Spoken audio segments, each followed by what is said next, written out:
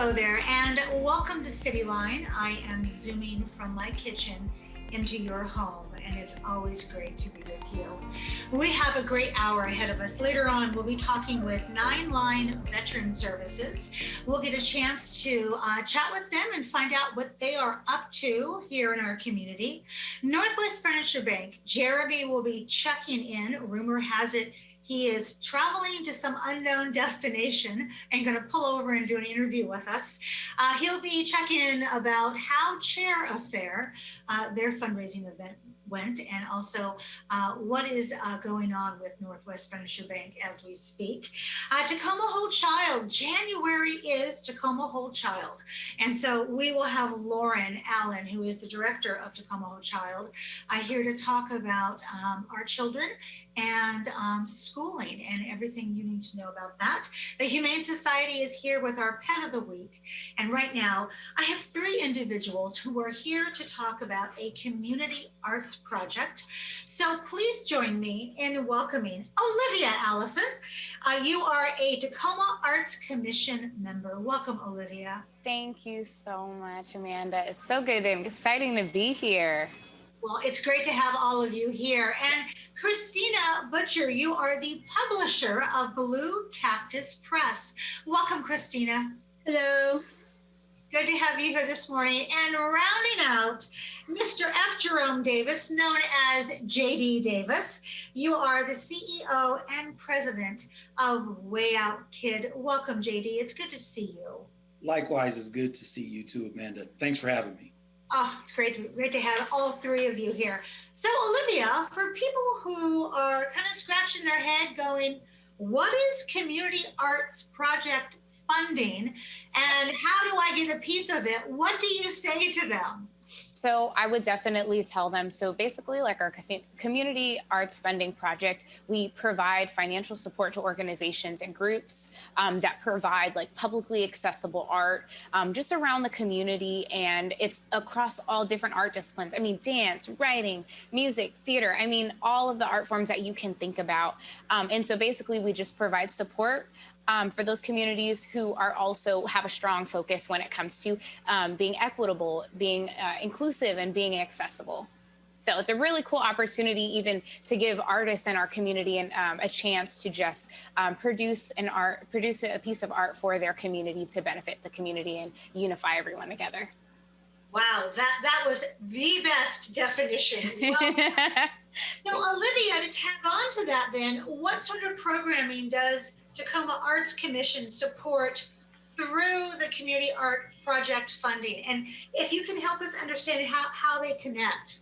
Absolutely. So one of them that we do fund is like the Asia Pacific Culture Center, Blue Cactus, and it's actually really cool to be on here with people that we've had an opportunity to find. Also Way Out Kids, the Tacoma Urban Performing Arts Center. So there's so many community organizational groups that provide different art forms and different outlets through art. So really, I think that art is like the focal point, and then everything else kind of brings them together, whether it's a cultural thing, whether it's language, different things like that. Ah, okay. It makes sense. So, Yes. So Christina, your organization, as Olivia said, was recently awarded a community arts project funding for 2021. Congratulations, first off. Thank you. So give us an idea, if people don't know what your organization is about, introduce us, and then what type of programming do you do overall? So Blue Cactus Press is a tiny little publishing company here in Tacoma, and we focus on telling stories about things that generally don't make it into public discourse. Things like death and grieving, struggling with mental health and mental illnesses, care and allyship, things like that we tend to sweep under the rug. And we try to tell stories from voices and from storytellers who are often marginalized. We think there's a lot of value in bringing these stories to light and giving them space in our community to breathe and kind of impact us as well. And we are so excited because this December, we're going to be publishing a written anthology of creative writing by women of color. And that includes gender nonconforming and folks of color as well. And so what we're going to do is take all of the writing that we received from about 30 different contributors and turn it into an anthology that we're creating in collaboration with the Tacoma Women of Color Collective. And we're just so excited to finally be able to work with them and to really highlight these stories that are important to the cultural fabric of our city. Oh my gosh. Okay. That segment itself is a 2-hour show. Reservation in now. When that book comes out, to have you and perhaps some of the authors on and to talk about it, because that is an incredible piece of history that you are creating. Exactly. But the cool thing is that I try not to think of myself as a creator. The press is really just amplifying these stories, or kind of shining a spotlight on these stories that have been told and that exist in our community, but we're not hearing them, we're not seeing them. And so we just want to do our part to make the artistic fabric of our community more visible. And absolutely. Speaking of visibility, Mr. JD, what kind of programming did you receive the Community Arts Project funding to support? So interesting enough, the pandemic kind of made us do a little different than normally. Like our mission always is to educate and entertain. But prior to the pandemic, we were looking at more live events. Our focus, again, is educate and entertain, but I didn't say the age group. So we do elementary school age kids. So prior to the pandemic, we were planning more live events and things like that. But once the pandemic hit and everyone was kind of stuck at home, we were all then scrambling, like, how do we still get this programming out to kids in their house? So we created something called STEAM Gone Digital, which is basically a digital program covering STEAM. So STEAM is science, technology, engineering, arts for this particular program, and math. And so we're creating a series of videos, including the arts, and then delivering those into the homes of kids, and then also working with the school district to try to get those videos out too. That is incredible. When we talk about that word we all hear, pivot, that is huge, because the planning to be in public when you can have an event could not be any more different than trying to do something virtually. So, right. I mean, what a huge task. Well done, my friend. Well done. Thank you. Christina, how will the public be able to experience the project that you spoke about? Well, if we're able to meet in person, we are going to be holding a book launch and reading at King's Books, which, as a lot of folks know, has been a really strong supporter of women writers and minority writers and just marginalized writers in general. And they do so much good work that it just made sense that we would partner with them to hold the event there. And if we aren't able to do it in person, which is still very likely, we'll be holding a public event via Zoom, and we're going to highlight these stories and have some of our contributors on, and we'll probably also have some special guests from the Tacoma Women of Color Collective. Love it. Absolutely. And JD, since you are already hooked in virtually, what are you most looking forward to about this program? Well, I guess for us, it's being able to just even reach more people, right? Because it's digital.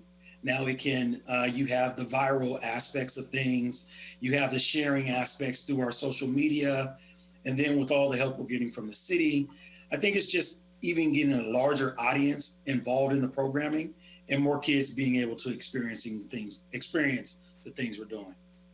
You know, in some ways, as we get healthier and we start to leave this virus behind, there are some things maybe we'll hang on to. And JD, for you, that could be it, because you're able to duplicate so many of the good things you do that can't happen with just you in an event at Wright Park.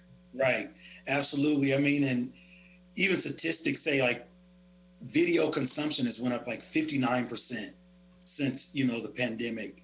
And so everyone, I don't think we'll go back to a normal, it'll be a new normal like we're hearing. And so I think most of us have switched to being able to deliver our programs digitally. So I think it will always be a part of what we do.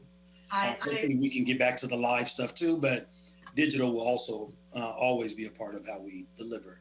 I agree. I agree 100%. So Christina, as we're coming to the end here, I want to ask this question of you. What role does the arts play in our community, and how do you fit into that equation? Well, I think now more than ever, participating in the arts is a way to deepen our conversation with people in the community. I think we spend so much time just skimming the surface of news articles and social media and conversations and pleasantries that it really doesn't deepen any of our conversations or give us a chance to be really honest with each other. And I think engaging with art is, when you engage with art, you sort of remove all those pleasantries and you're just dropped right into the heart of how somebody is feeling and moving through life. You can't really pretend. Artists don't really pretend that they're okay in their art. We might do it out loud, but when it comes to creating something, I think we're much more honest. And so I think engaging with art is really important because it gives you a chance to just really deepen your connection with somebody and truly see how they're doing, how they're feeling, and how they're moving with life. And I think that's just so important. And so I just hope that the press is a means to allow people to engage with each other on that deeper level. That's really what we're trying to do. Absolutely.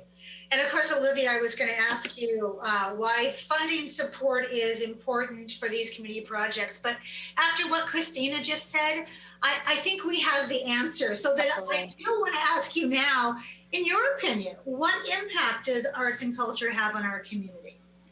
The first word that comes to mind to me is voice. I mean, even though we are virtual, I feel like art just has so many different faces. Like you can't really put art in a box, and art provides people with a voice and just like a platform to be able to express themselves, to bring awareness. I mean, to increase accessibility and to bring a different look to equity. So even in this time of being virtual, I feel like art is, it's healing, right? It's, it can be political. They're just so many layers to this. So it matters, and it's important just with us exercising our voice in all aspects.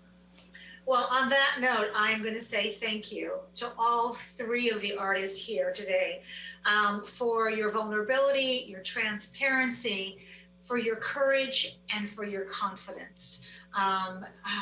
Interwoven amidst all of this is hope, is beauty, and is justice. And so I want to thank you for conveying that so beautifully. And want to have you back on sooner than later. How's that?